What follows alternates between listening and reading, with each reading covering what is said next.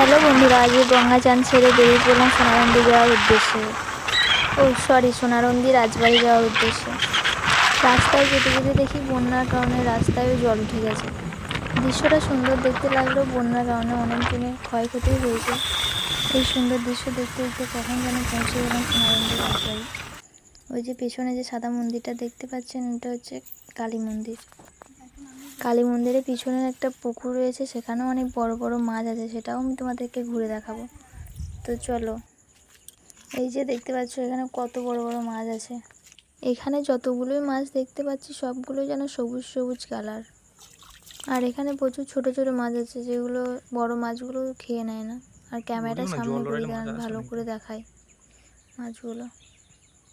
শুনেছি এই রাজবাড়ির পুকুরে মাছগুলো নাকি সোনার নথ পড়া মাছ ছিল, যাদের কেউ ধরতো না।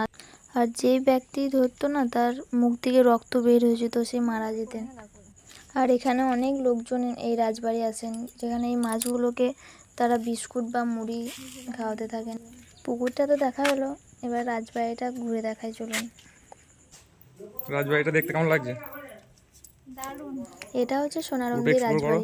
এখানকার সৌন্দর্যটা আস্তে আস্তে ধ্বংসস্তূপে পরিণত হচ্ছে।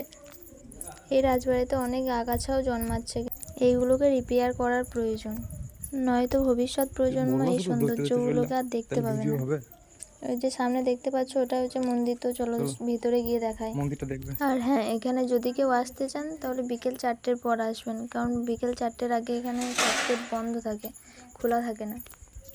এই যে সামনে মন্দির, আর মন্দিরের ভেতরে যে ঠাকুরগুলো আছে ওইগুলো সব ভিডিও করা হয়নি ঠাকুরমশাই বারণ করার কারণে।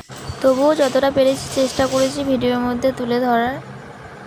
মন্দিরটা দেখে ঠাকুরকে প্রণাম জানিয়ে এখানেই ভিডিওটা শেষ করছি। আবারও কোনো ভিডিওতে তোমাদের সাথে দেখা হবে।